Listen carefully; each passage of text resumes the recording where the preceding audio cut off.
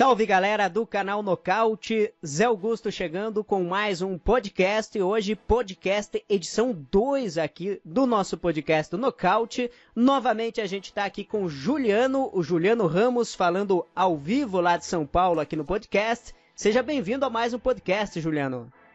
Boa tarde, Zé Augusto. Obrigado pelo convite de novo. Boa tarde para quem está assistindo também, é o Israel que vai estar junto com a gente. Vamos lá. Israel Silveira, direto de Araguaína, Tocantins. Seja bem-vindo, Israel, do site MMA Inside. Fala pessoal, boa tarde, Juliano, boa tarde, Zé Augusto. Estamos aqui para gravar mais um podcast, com uma experiência muito boa primeiro. Espero que esse aqui seja ainda melhor. Já mando o salve para vocês curtirem e seguirem o nosso Instagram, @MMAinside, também visitarem nosso site, mmainside.com.br. É isso aí, vai ficar na descrição aqui deste podcast o link para o site MMA Inside, um site com muitas notícias e também análises. Se você gosta de MMA, vai lá no MMA Inside que com certeza você vai encontrar tudo o que você está procurando, tá bom? Já deixa o like para ajudar o podcast aqui do Nocaute, também se inscreve e indique este podcast, hein? Compartilhe com os amigos que gostam de UFC, que gostam de MMA. No programa de hoje a gente vai falar um pouquinho também de boxe, então ajude o canal Nocaute compartilhando este podcast, tá bom? Bem, começar com você, Juliano. Gostou do UFC do final de semana? A gente teve o UFC pela primeira vez na Rússia. Cardzinho mais ou menos. Qual a análise que você faz no geral do evento, Juliano? Foi um card bem morno, né? E ainda mais para começar ainda mais para entrar num país assim grande como a Rússia, eu acho que podiam ter dado uma melhorada, mas pelo menos os russos foram bem, né? Ganharam bastante. É verdade, hein? Os russos acabaram dominando aqui a maioria das lutas, né? Eu vou começar aqui perguntando para o Israel sobre a luta principal, Israel. Mark Hunt contra Alexei Oleinik. A gente comentou semana passada aqui no podcast que o Mark Hunt precisava do pancadão para nocautear e o Oleinik precisava derrubar o Mark Hunt, já que o Hunt é o cara altamente finalizável, e aquela previsão que a gente fez deu certo, hein, Israel? Alexei Oleinik finalizou logo na primeira queda. Vocês acertarem, eu errei. Eu lembro que eu apostei no Mark Hunt por nocaute. Inclusive, eu fiz a minha análise sobre essa luta, é a primeira aposta que eu errei até agora nas minhas análises. E assim, a mão do Mark Hunt entrou, mas o Oleinik não caiu. Quando estava com 2 minutos e meio do primeiro assalto, se eu não me engano, a mão do Mark Hunt entrou pesado. O Mark Hunt fez menção que ia sair, que ia ser mais um walk-off KO, mas o Oleinik não caiu. E logo depois o Oleinik conseguiu a queda e finalizou o Mark Hunt. O Mark Hunt tem muito poucas armas no chão, é um cara muito fácil de ser finalizado. Pois é, Juliano, você achou que o Mark Hunt poderia ter defendido um pouquinho melhor aquele estrangulamento? Então, antes da luta, o Oleinik até comentou que talvez o Ezekiel Choke não funcionasse no Mark Hunt, porque o Mark Hunt não tem pescoço, né? Mas no final das contas acabou pegando no mata-leão. Eu acho que o que o Israel disse quando o Mark Hunt acertou o soco, eu acho que ele podia ter avançado um pouco, que o russo deu uma sentida, mas ele se recuperou rápido, fez um jogo estratégico, ele não entrou muito na curta distância com o Mark Hunt. O Mark Hunt estava indo bem com aqueles chutes baixos, né? Machucou bastante o russo. Mas na primeira queda, o Oleinik tem muitas finalizações na carreira. São mais de 40, se eu não me engano. E o Mark Hunt, das 13 derrotas, 7 são finalizações. Então, não teve o que fazer. Já era a morte anunciada. Se o Hunt fosse pro chão, a gente sabia que ele seria finalizado, mas na distância. E se o Oleinik aceitasse a trocação franca, seria nocauteado. O que eu não gostei do Mark Hunt foi que ali pela metade do primeiro round, ele acertou acho que uns 2 ou 3 low kicks ali na perna do Oleinik. O Oleinik sentiu bastante aquele low kick, tava meio cambalhando ali para caminhar. E o Mark Hunt, em vez de investir nos chutes, ele foi para querer trocar boxe, acabou tomando um contragolpe ali do Oleinik e acabou sentindo. Eu achei que o Mark Hunt poderia ter deixado a luta um pouco mais na distância, Israel. Se ele tivesse controlado um pouquinho mais a distância ali, já que o Oleinik estava com dificuldades para caminhar, mais uns 2 chutes ali, eu acho que ele poderia ter conseguido. Eu concordo. A perna do Oleinik ficou muito magoada, principalmente a perna da frente. A mobilidade dele ficou diminuída ao longo da luta. Mas o Mark Hunt, apesar de ele ainda ser um cara muito potente, ele tá menos veloz. Tá coisa da idade mesmo, assim. conforme o tempo vai passando, a explosão física vai diminuindo. E ele não tem mais aquela explosão para entrar rápido como ele fazia antes. Então eu acho que isso acabou fazendo um pouco da diferença, mas o fato dele parar de dar os chutes baixos, eu acho que foi estratégico mesmo. Eu acho que ele pensou que o estrago que ele tinha feito já tinha sido suficiente e que agora era só finalizar com as mãos a luta, e não foi o caso. Juliano, o Oleinik, ele era o número 11 do ranking. Com essa vitória sobre o Mark Hunt, que era o número 8, provavelmente ele vai entrar no top 10. Ele já tá com 41 anos, ou seja, não é nenhum menininho. Até onde vai o Oleinik na categoria, Juliano? Eu acho que ele é um atleta bom para ficar no meio da tabela, né? Não acredito que vai ganhar dos tops, mas talvez veteranos com mais idade e outros atletas que estejam entrando ele consiga parar. Eu acho que uma próxima luta boa pra ele ia ser talvez o vencedor do Cigano versus Tuivasa. Porque pular pro Overeem ou pro Volkov que estão lá na frente, eu acho que é demais pra ele. Eu confesso que eu gostaria muito de ver uma luta dele com o Overeem, hein? Eu gostaria muito de ver esse combate. O Overeem não tem luta marcada, então poderia pintar esse confronto aí para os próximos eventos. O Oleinik, apesar da idade, esse jiu-jitsu de alto nível que ele demonstra, Israel, é o que vem conseguindo fazer com que ele se mantenha sempre em atividade no UFC. Foi a primeira luta principal que ele fez num evento dentro da Rússia, o que é um marco para ele. Eu gostei da forma que ele conseguiu ali finalizar o Mark Hunt, foi um pouquinho na brutalidade. Uma próxima luta, na sua opinião, Israel, você gostaria de ver ele contra o Overeem, contra Cigano, tem Marcin Tybura disponível? Pra trás a gente tem Struve, tem o glorioso Shamil Abdurakhimov, tem Justin Willis. Qual a próxima luta aí que você colocaria o glorioso Alexei Oleinik? Pra mim, eu concordo com você. Uma luta com o Alistair Overeem seria muito interessante, principalmente porque o Overeem tá meio no esquecimento, né? Então, uma luta com o Overeem, que não tem luta marcada ainda, faria bastante sentido. E eu acredito que ele teria muita dificuldade com a trocação, mais ainda que o Mark Hunt, porque no caso ele ia ter um pouquinho mais de desvantagem na envergadura. E uma coisa que eu fiquei admirado aqui, Juliano, ontem eu trouxe aqui no canal Nocaute os salários dos lutadores aqui do evento, e o Mark Hunt é impressionante como ele ganha bem, hein, cara? A bolsa dele foi 765k, ele ganha mais, por exemplo, do que o Daniel Cormier, que ganha 500. Então, como é que pode um cara, bem dizer, em fim de carreira, como o Mark Hunt, tudo bem que ele é um lutador que vende bastante, ele sempre está encabeçando esses Fight Nights lá pela Ásia, e agora fez esse UFC na Rússia. Como é que pode ele ganhar tão bem? E será que ele renova com o UFC? Será que ele vai embora? Qual o futuro aí que você prevê para o Super Samoano?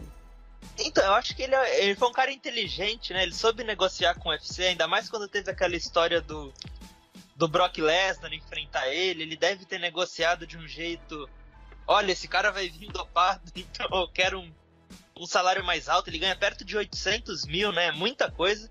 Se eu não me engano, o Overeem ganha perto disso também. Sim, o Overeem é a mesma bolsa. Mesma bolsa, né? Isso. Eu acho que ele não vende tanto igual o Overeem, mas ele já teve muita briga com o UFC também, então pode ser que ele e o empresário conseguiram negociar para ver se esfriava a relação entre eles. Eu não sei se vale a pena pro Mark Hunt sair no momento, porque mesmo que ele continue perdendo, a bolsa dele é muito alta. Eu acho que nem com um patrocínio no Bellator, por exemplo, ele ia conseguir ganhar perto disso. Talvez esportivamente seja melhor para ele sair, mas financeiramente eu acho que ele tá muito bem calçado aí. É verdade, não é qualquer lutador que ganha uma bolsa dessa sem ser campeão, né? Já que ele não é campeão do UFC, nunca foi campeão do UFC, de outros eventos grandes como o Pride, por exemplo. Então, eu não entendo, sinceramente, ele deve ter um empresário muito bom, hein? É só isso que eu tenho para dizer aqui do glorioso Mark Hunt. Vamos passar para a sequência aqui do card, Israel. Deixa o seu pitaco aí sobre Jan Blachowicz e Nikita Krylov. Será que o Krylov amarelou na reestreia, Israel? Eu acho que ele arriscou demais tentando aquela guilhotina, porque o Blachowicz é um cara melhor que ele no chão, e ele tentou uma guilhotina para acabar com a luta de uma vez, e o Blachowicz é um cara melhor que ele, mais rápido, mais técnico, e acabou invertendo a posição e ali foi o começo do fim para ele. Eu achei que o Krylov podia ter tentado manter a luta em pé por mais tempo, apesar de ele ter conseguido a queda inicialmente na posição de superioridade. Eu achei que ele tinha que ter tentado manter a luta mais em pé, porque no chão não era negócio para ele e deu no que deu. Eu fiquei surpreso, Juliano, de ver a cara do Krylov quando o Jan Blachowicz ali acabou revertendo e ficou por cima, amassando ele ali no chão. Ele não estava muito confortável. Eu também senti que o Krylov cansou muito rápido. Você teve também essa leitura, Juliano? Eu acho que foi bem por aí mesmo. No primeiro round o Krylov até derrubou bem, mas eu acho que, eu não sei se foi no meio do round, o Jan conseguiu reverter e ficar por cima e ficou o resto do round inteiro. Eu acho que isso cansou bastante o Krylov. E é aquilo que a gente disse, né? Eu acho que foi você, Zé, que falou que o Jan é aquele cara que tá na média, né? Pra vencer dele precisa ser um cara um pouco acima da média, porque ele tá sempre enfrentando os tops da categoria meio pesada, né? Que não precisa de muito. Mas ele é um cara que se mantém constante, ele tem uma trocação razoável, um chão razoável, então ele consegue se virar bem. Não é qualquer um que consegue entrar ali e sobressair sobre ele.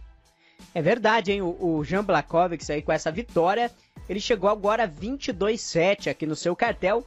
E por incrível que pareça, eu acho que ele é um dos lutadores que vem com mais vitórias hoje aqui no meio pesado, hein? Ele vem de 4 vitórias consecutivas, inclusive já ganhou aí do próprio Jimmy Manua. E ele pediu o Alexander Gustafsson. Será uma boa para ele agora pegar o Gustafsson. O Blachowicz é o número 4 aqui do ranking, deve subir talvez mais 1 ou 2 posições. Você casaria ele contra o Gustafsson, Israel? Eu duvido muito que o Gustafsson aceite essa luta, porque essa luta é pouquíssimo interessante para ele. O Gustafsson já ganhou dele uma vez. E vencendo essa luta, o Gustafsson não vai para cima e só tem a perder. O Gustafsson é um cara que está na porta pelo cinturão. Eu acho que o Blachowicz tem que tentar alguém, ou o vencedor de Volkan versus Anthony Smith. Eu acho que essa seria uma luta que faria mais sentido pro Jan Blachowicz, porque são dois caras que também estão subindo e o Blachowicz está subindo também com essa sequência de vitórias consecutivas. Então eu acho que essa luta a luta com o vencedor desse confronto faria mais sentido do que Gustafsson, porque o Gustafsson já ganhou dele uma vez. Eu inclusive uma boa luta aqui que eu acho que seria interessante para o Blachowicz aqui, talvez o Ilir Latifi. O Latifi está ali em terceiro do ranking, não tem luta marcada. Também poderia ser uma boa, né, Juliano? Eu acho que o Ilir Latifi tá numa posição boa para eles lutarem mesmo. Eu tô aqui com o ranking aberto. Eu acho que o Ozdemir vai ser difícil. Eu não sei se valeria a pena pro Jan enfrentar o Ozdemir, porque o Ozdemir é um cara duro. O Ozdemir também não vai pro cinturão se ganhar, porque ele perdeu há pouco tempo. Então eu acho que o Latifi e o Blachowicz ia ser uma luta boa, que é gente nova tentando conseguir disputa de cinturão. Agora é ver o que o Cormier vai fazer, né? Ele disse que vai voltar para a categoria meio pesada, mas eu sinceramente, assim como o Conor depois que ganhou o cinturão de cima, é difícil os caras cortarem peso de novo para de baixo. Então eu acredito que o Cormier vai defender direto a peso pesado e talvez alguém enfrente o Gustafsson pelo cinturão vago, não sei. Eu tô acreditando muito aí que o John Jones volte, hein? Tá meio estranha essa questão de John Jones e usada. Inclusive eu achei que o Fabrício Werdum foi punido muito rápido, enquanto o John Jones a gente não tem nada, não sai nada na mídia sobre quanto tempo o John Jones vai pegar de punição da usada. Eu tô achando que pode ser que pinte um John Jones contra Gustafsson, o UFC 230 tá sem main event. Pode pintar essa luta aí para quem sabe definir o campeão ou até o cinturão interino. Eu tô acreditando bastante aí nessa oportunidade aí pro John Jones. Vamos falar aqui de Andrei Arlovski e Shamil Abdurakhimov. Começar por você, Israel. De 1 a 10, qual a nota que você daria aqui para essa luta que, meu Deus, que luta ruim, hein? Foi horrível. A luta, essa é a famosa luta que se o evento é à noite, você dorme e não acorda a tempo de ver o main event. A luta foi horrível, o Arlovski não é mais o mesmo. Há muito tempo ficou claro que ele não é mais o mesmo. Ainda tem a potência na mão direita dele, mas o cara tá lento, o cara não tem mais o mesmo gás. E o Abdurakhimov não fez questão de ganhar logo. É um cara que parece também não tem muito a oferecer também, não conseguiu botar o Arlovski em perigo durante a luta. Além disso, a luta ainda foi paralisada algumas vezes por causa de golpes baixos, um dedo no olho, depois uma joelhada na região da virilha. Foi uma luta muito fraca, nota 2 aí no máximo, sendo bonzinho. E o que eu achei interessante aqui, Juliano, é que o Shamil Abdurakhimov, ele quedava o Arlovski da forma que ele queria. Mas quando ele levava o Arlovski pro chão, parecia que ele não queria nocautear. Ele queria ficar ali por cima, ele não estava soltando golpes no ground and pound. Realmente é uma luta que não vai fazer falta para quem não assistiu. É isso que eu falo. Quem está acompanhando aqui o podcast, não assistiu Andrei Arlovski e Shamil Abdurakhimov, não assista porque você não vai perder nada. O que você achou da luta, Juliano? Então, esse UFC mostrou que os veteranos da categoria peso pesado já não estão muito bem, né? O Hunt e o Arlovski. Analisando antes da luta, para mim o Arlovski tem um boxe bem superior ao do russo. Mesmo ele estando mais lento agora, como o Israel citou, eu acho que ele tinha condições de ficar melhor na trocação, mas parece que ele... Não sei se já tomou muita pancada, se o corpo está desgastado, que ele luta meio receoso, ele não consegue soltar o jogo. Aí o russo conseguiu algumas quedas boas, quando caiu não fazia muita coisa em cima, e foi essa luta triste, né? Realmente foi uma luta esquecível. E vamos esquecer dela já que vamos passar para a próxima. Só lembrando aqui, antes de pular para a próxima, que o Shamil Abdurakhimov venceu aqui numa decisão unânime. Vamos lá, vamos falar aqui da luta do brasileiro. Thiago Alves, o Pitbull, ele acabou enfrentando o Alexei Kunchenko.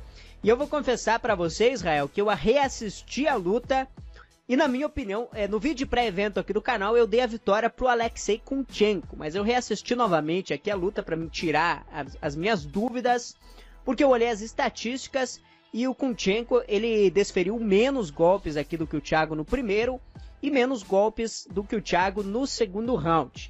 Eu não mudei a minha opinião, apesar do Thiago, a diferença de golpes ser maior. Eu achei que o Thiago Alves ele não colocou tantos golpes potentes, foi mais uma questão daquele falso volume de golpes, onde dá aqueles chutinhos ali na coxa, golpes que não são contundentes. Então, para mim, o Kunchenko realmente ganhou, coloquei 2-1 para ele, dei o segundo round aqui pro Thiago, primeiro e o terceiro pro Kunchenko, mas você ficou decepcionado com a estreia do russo, Israel? Achou que poderia ter vencido a luta de forma mais fácil, ou o Thiago Alves realmente aí conseguiu fazer um bom combate e tá voltando às origens? Bom, acho que foi um pouco dos dois. Acho que o russo não foi o mesmo por causa do efeito usado, né? Porque antes ele lutava em outros eventos que não tem um controle de doping tão rigoroso quanto o UFC. Então eu acho que isso tirou um pouco da potência e da velocidade dele, e por isso ele não conseguiu impor mais o jogo dele ao Thiago Alves. Como você falou, o Thiago Alves ele acertou mais golpes, mas assistindo a luta dá pra ver que o russo ficou no controle da luta o tempo todo. E o russo também acertou mais golpes na cabeça também, se eu não me engano foi algo como 34-19, algo assim, pelo que eu olhei nas estatísticas. O Thiago Alves lutou bem, mostrou um Muay Thai de alto nível, ele tem um Muay Thai de alto nível, ele mostrou isso de novo. Eu achei que a luta poderia ter sido pior para ele, acho que ele poderia ser brutalmente nocauteado no primeiro round, e foi o que não aconteceu. Mas eu achei que o russo, eu esperava mais do russo. Eu falei que ele era uma máquina de destruição, mas parece que ele é uma máquina de destruição boazinha, que não faz muita questão de destruir os adversários logo. Juliano, como é que fica agora a situação aqui do Thiago Alves? Nas últimas 5 lutas, ele só ganhou do Patrick Coté. Ele perdeu do Jim Miller, perdeu do Carlos Condit, onde ele foi inclusive nocauteado pelo Condit, foi nocauteado também pelo Curtis Millender e agora sofre essa derrota na decisão para o Alexei Kunchenko. Como é que fica agora a situação do Thiago Alves? Será que ele continua no evento? Qual a sua opinião? Eu acho que ele é um cara que ainda tem um bom nome no evento, né? Tanto que o russo ele teve uma atuação acho que abaixo do esperado, mas também por ser estreia no país dele, eu acho que pode ter pesado um pouco a pressão. E o Thiago também é aquele cara, ele tem uma trocação que ele dá poucas brechas, né, pro adversário. Então o cara tem que conseguir encaixar um golpe muito bom, como aconteceu com o Condit ou o Curtis Millender na última luta, porque realmente ele dá poucas brechas. o Thiago acertou alguns chutes baixos e tudo mais, e mesmo o Russo acertando muito golpe na guarda, geralmente eram sequências, né? Então isso é chamativo e é impactante também. Por isso eu acho que ele se saiu melhor na luta. E o Thiago Alves é difícil achar uma luta pra ele agora, né? Porque até o pessoal do top 15, eu tava vendo aqui, na posição número 15 tá o Curtis Millender, que acabou de nocautear ele. Então é difícil achar um adversário pra ele. Eu acho que ele consegue se manter no evento, mas é difícil achar um adversário. É verdade, hein? O Thiago Alves, que na minha opinião, eu acho que falta um pouco mais de senso de urgência pra ele. Eu acho que tem lutas que ele poderia ter vencido, que ele não aperta o play, não vai com tudo, buscando um nocaute ou buscando uma queda, por exemplo. Ele não traz nada de novo pro jogo dele. A gente sempre vê ele só usando o Muay Thai. É um lutador que, na minha opinião, poderia acrescentar outras coisas no seu jogo. E a gente não vê nada de diferente de uma luta após outra. Ele perde na trocação para lutadores mais jovens, ele perde no volume, ele perde na contundência. O que falta para o Thiago Alves em Israel? O que ele tem que fazer de diferente para dar uma mudada nessa sequência que não vem boa? Como eu falei, uma vitória nas últimas 5 lutas. Eu acho que tem muito disso que você falou, a falta do senso de urgência, porque um cara que vem numa sequência tão negativa como ele, que tipo ter perdido 4 das últimas 5 lutas, ele tinha que ter apertado mais o passo no último round, porque a luta estava próxima, até o segundo round. Eu acho que podia estar 1-1, caso um juiz tenha marcado o segundo round para o Thiago Alves. Então ele podia ter apertado mais o passo para ir para a vitória no terceiro e não deixar a luta na mão dos juízes contra um russo na Rússia. Eu acho que ele poderia ter apertado o passo, mas assumir um pouco mais de riscos, não foi o que ele fez. E no final das contas ele ainda acabou tomando um pouquinho de atraso ainda no terceiro assalto. Então eu acho que ele podia ter feito algo, assumindo um pouco mais de riscos no último assalto.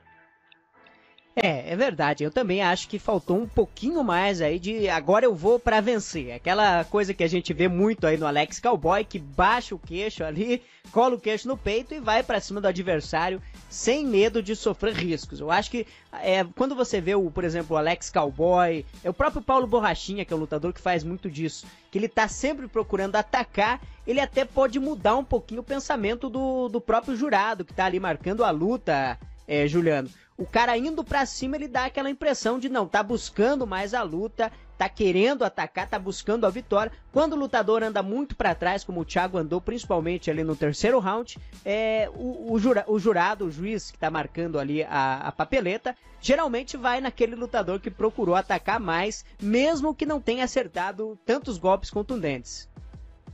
É mais impactante, né, ver o lutador, mesmo se pega na guarda ou não. Combinação é uma coisa que chama muita atenção. E o Russo estava soltando combinações de 3 golpes, às vezes mais. E querendo ou não, quando o Alves vai andando sempre para trás, não dando muito contragolpe nem nada, o adversário vai se sentindo mais à vontade, né? Então acho que faltou isso mesmo, um senso de urgência pro brasileiro. Tem faltado bastante nas últimas lutas, uma estratégia talvez melhor. Talvez buscar o chão contra o Russo, eu não sei como é que é o chão do Russo. Mas faltou isso mesmo pro brasileiro. Bem, vamos falar rapidinho aqui da última luta do card preliminar. Não vamos nem debater muito aqui o resultado. O Khalid Murtazalied, eu sempre erro o nome dele, ele venceu o Sibidolo então por nocaute ali no que terminou o primeiro round. O Herb Dean fez uma pataquada, eu vou chamar assim, que, meu Deus do céu, hein, cara. Se é o Mari Yamazaki aqui, a imprensa ia cair de pau em cima dele. A gente sabe que o Yamazaki não tem uma boa relação com o presidente do UFC, mas na minha opinião o que o Herb Dean fez aqui, Israel, é passível de tomar uma punição, de tomar um gancho, de ficar afastado. Eu acho que qualquer um com o mínimo entendimento aqui de regra sabia que faltando 30 segundos para acabar o round, o Sibidolo já estava fora de combate. Ele deitou no chão, ficou na posição ali fetal e protegeu o rosto e ficou tomando pancada por quase 40 segundos ali, 30 segundos para acabar o round, e o Herb Dean não parou a luta. Para mim foi um dos maiores absurdos que eu vi esse ano aí, se tratando de arbitragem. Nossa, cometeu um erro grave, né, o Herb Dean, todo mundo acha que brincou com isso, é o Herb Dean ou o Yamazaki? O Yamazaki tem esse costume de deixar, às vezes, os lutadores apanharem mais que necessário, e às vezes ele para a luta antes do momento certo. Eu acho que o CB Dollar estava devendo um dinheiro pro Herb Dean e o Herb Dean deixou ele apanhar um pouquinho mais. Não tem outra explicação. O CB Dollar estava pedindo por Deus ali já e nada do Herb Dean parar a luta. É aquela coisa que dá agonia. Você fica assim, para e nada do Herb Dean parar a luta. Realmente deve ter essa grana no meio aí, né Juliano?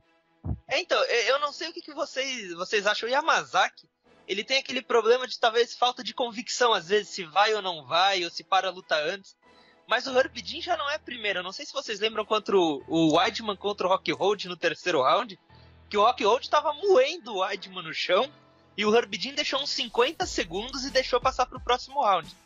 E a luta da Pedrita com a Shevchenko, com o Mari Yamazaki, por mais que a Pedrita estivesse apanhando muito, e a luta, claro que tinha que ser parada, a Pedrita estava de frente para a Shevchenko e se defendendo.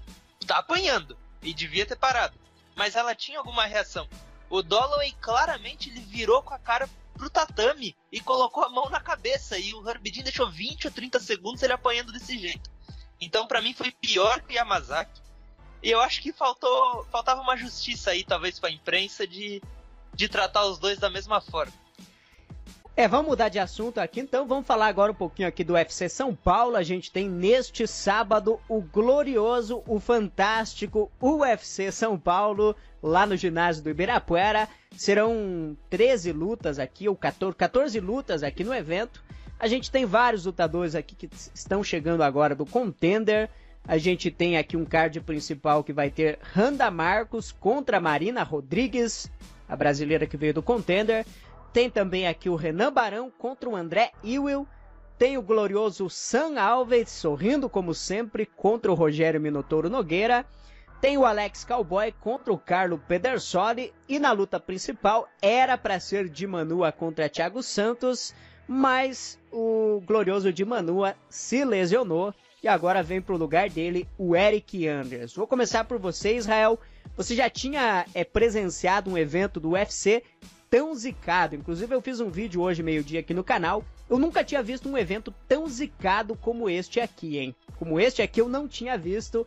A gente ia ter Glover Teixeira, o Glover se lesionou, saiu da luta com o Manua, entrou o Thiago Santos, agora o Manua se lesiona, entra o Eric Anders, sem contar que era um card que tinha Tonya Evinger, enfrentaria a Kathleen Vieira, a Kathleen se lesionou, tinha a luta do brasileiro Antônio Carlos Júnior, o cara de sapato pegaria o Elias Theodorou, o cara de sapato também saiu do card, o Neil Magny que lutaria com o Alex Cowboy, o UFC transferiu a luta dele lá para a Argentina, ele vai pegar o Ponzinibbio na Argentina, o Cowboy agora enfrenta o Carlo Pedersoli, e tivemos também aqui mais uma luta que acabou caindo, trocou o adversário, que é a luta aqui do brasileiro que vai lutar no card preliminar, que é o Zaleski Santos, o Eliseu Capoeira, o Bilal Mohamed. Ele acabou saindo também do evento de última hora. Então, a bruxa tá solta nesse card.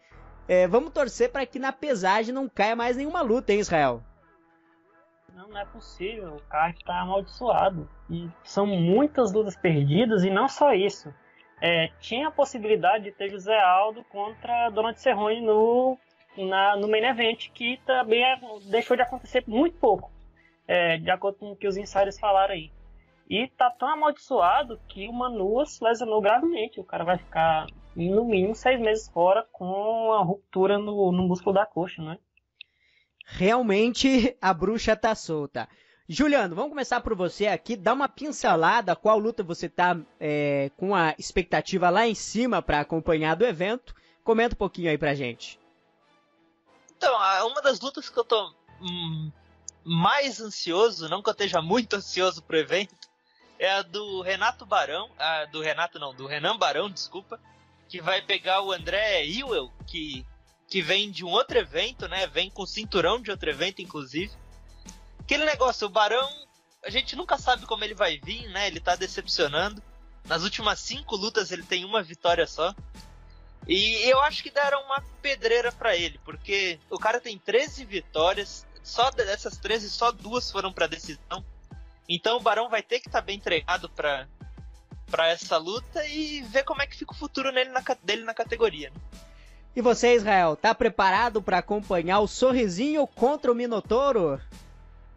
Vai ser interessante pra gente também ver que Minotouro a gente vai presenciar, né? Porque quando o lutador já passa do auge dele há muito tempo, que é o caso do Minotouro, a gente nunca sabe que tipo de lutador nós vamos ver. Assim, o Sam Alvey não é o mais ameaçador dos adversários, mas eu acho que por onde o Minotouro tá na carreira, eu acho que é um cara perigoso para ele.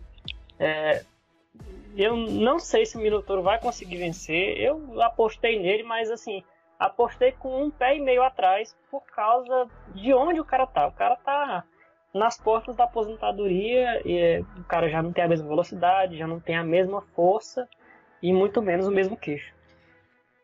Eu, sinceramente, eu não vou confiar no Minotouro, não. Pra mim, o Sam Alvey nocauteia. Tô apostando aí no nocaute do Sam Alvey nessa luta. Falando um pouquinho aqui de Alex Oliveira e Carlo Pedersoli, é uma luta difícil aí pro Cowboy, hein? O Pedersoli é um excelente striker, é um lutador que tá melhorando aí, luta após luta, tem somente uma derrota na carreira, estreou muito bem aí no UFC, venceu o Bradley Scott, e eu acho que é uma pedreira aí pro Cowboy, apesar de ser um lutador pouco conhecido, hein, Juliano? Talvez a estratégia para o Cowboy aqui seja usar o jogo ali de quedas. O Cowboy derruba muito bem, tem finalizações também.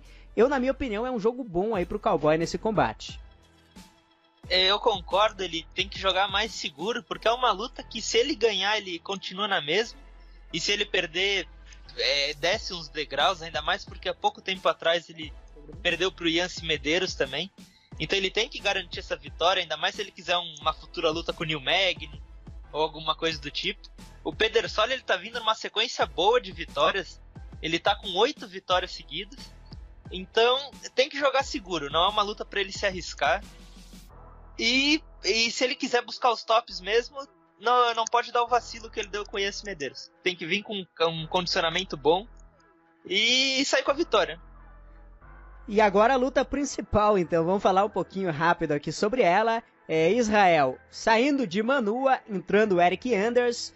Eu falei no canal aqui a minha opinião, eu acho que ficou um pouquinho melhor aí pro Thiago Santos, pelo fato de que o Jimmy Manua teria o camp completo, treinou para pegar o Glover Teixeira e aí depois treinou novamente para pegar o Thiago Santos. Então não mudou muito aí na questão do Thiago Santos entrar para pegar o Manua, porque o Manua teria camp completo. Como entrou agora o Eric Anders, o Anders entra com menos de uma semana aí pro evento. Na minha opinião, fica um pouquinho melhor aí pro Thiago Santos, que também não vai ter o camp completo, já que o Marreta também pegou a luta menos de um mês, faltando aqui pro combate.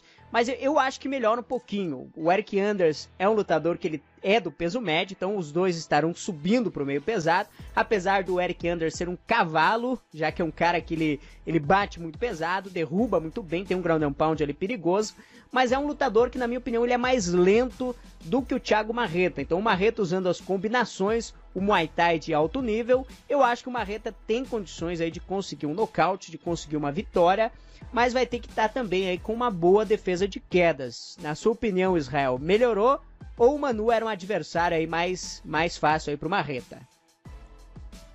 Tem os dois lados da moeda, né? Porque o queixo do Jimmy Manua não é o melhor queixo do mundo, né? Mas, ao mesmo tempo, o Manu ia chegar muito maior que o Marreta pra luta. Eu acho que o Thiago Marreta perdia pro Jimmy Manua, porque o Jimmy Manua é um cara mais técnico que ele. O Thiago Marreta é o famoso ogro, né? Onde bate não nasce mais cabelo e tem a mão pesadíssima. Eu acho que o Eric Anders vai ser um adversário melhor pro Marreta. Eu acredito que o Marreta vai conseguir sair com a vitória por nocaute. Mas tem aquele negócio. Se a luta for pro chão, o Marreta tem a tendência de morrer no gás ao longo da luta, não porque ele é um cara sem gás, mas porque ele é um cara pouco estratégico.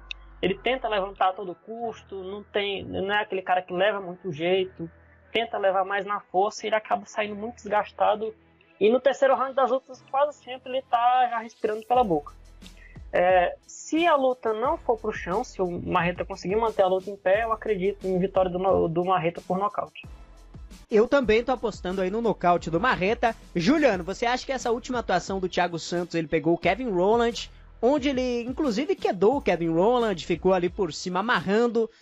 Será que ele vem com essa estratégia aí contra o Eryk Anders? Ou você acha que vai ser aquele marreta da trocação do chute, do soco e vamos embora? Então, ele virou um wrestler na última luta, né?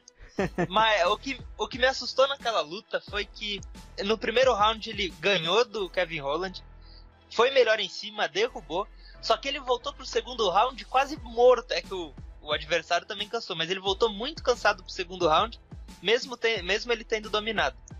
Então eu acredito que por ele ter se preparado mais, pode ser que o condicionamento dele esteja melhor que o Eryk Anders, mas o Eryk Anders tem um condicionamento bom.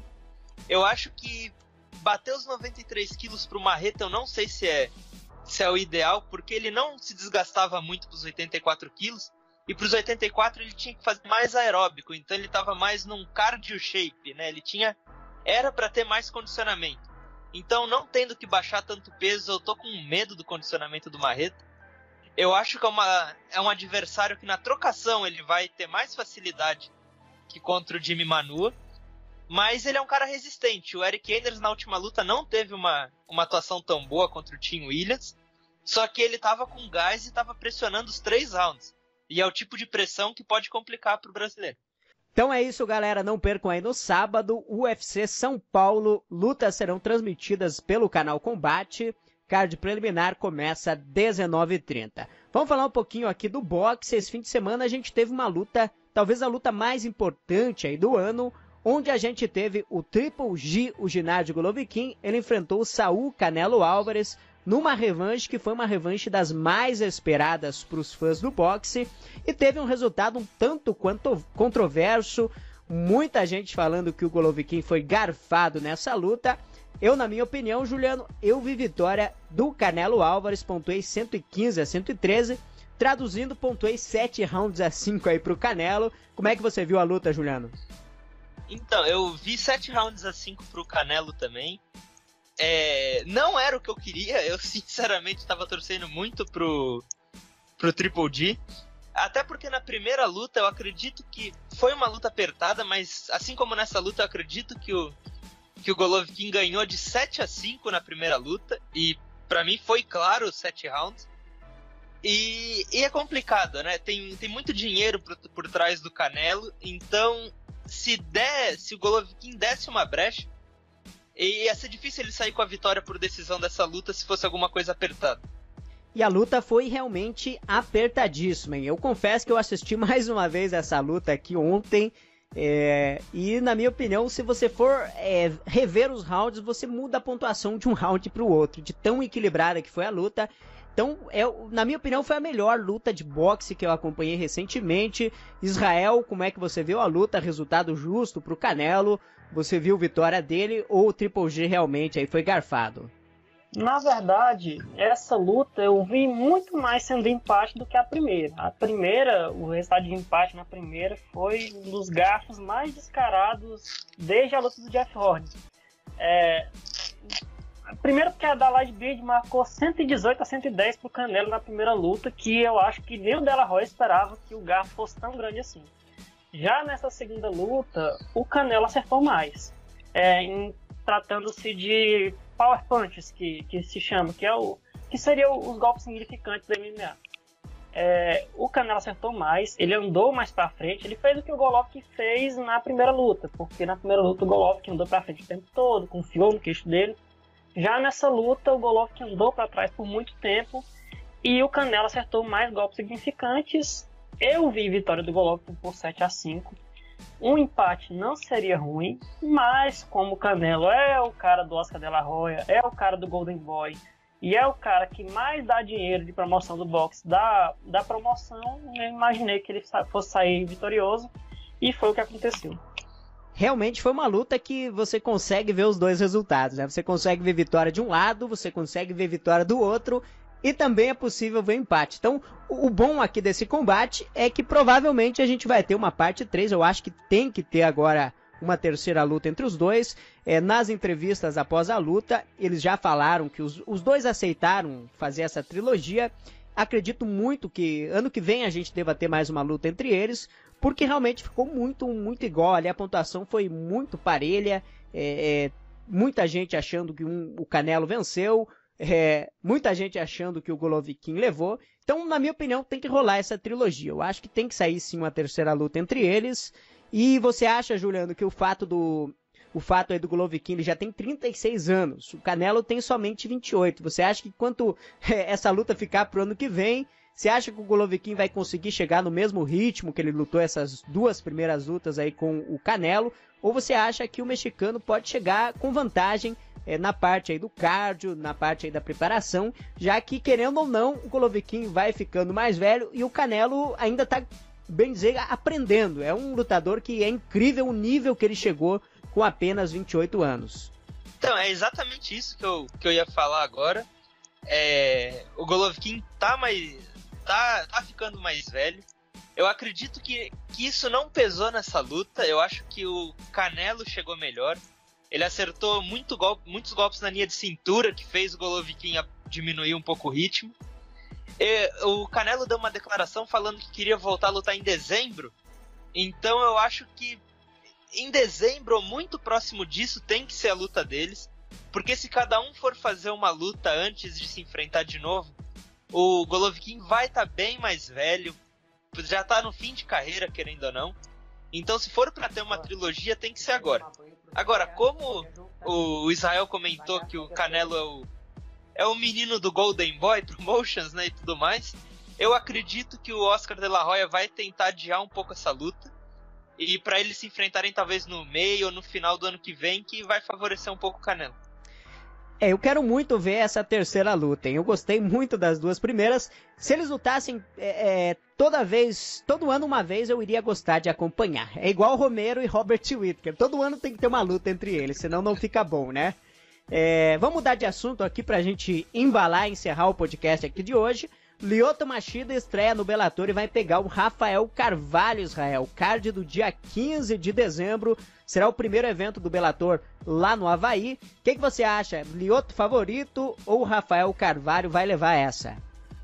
Nós temos que ver qual Lyoto vai aparecer, né? Porque tudo indica que vai ser o Lyoto com suco, né? É o que o pessoal está dizendo que vai acontecer. O Lyoto sem a usada, acredito que vai voltar a ser o Lyoto de antigamente, o Lyoto explosivo, o Lyoto rápido, o Lyoto que bate e sai, o Lyoto que tem um contragolpe mortal.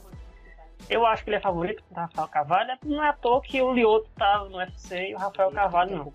E eu tô gostando muito do Bellator mostrando como é que se estreia em um país, porque vai ser um card muito cheio em comparação com o UFC que estreou na Rússia com um dos cards mais mal montados que eu já vi nos últimos tempos. E, Juliano, sua opinião sobre a luta, você acha que o Rafael Carvalho, para quem não lembra, ele era campeão do Bellator, hein? Ele foi perder o cinturão após fazer 3 defesas, ele perdeu pro Gerard Mousasi, mas ele foi atropelado pelo Mousasi logo no primeiro round, aí o Mousasi conseguiu derrubar o Rafael Carvalho, e aí passou o trator, hein? Eu achei que o Mousasi venceu de forma muito fácil aqui o Rafael Carvalho. Você acha que o Lyoto consegue vencer essa luta, ou o Rafael Carvalho, que é muito bom no Muay Thai, vai conseguir levar essa? Lembrando que a luta é dia 15 de dezembro.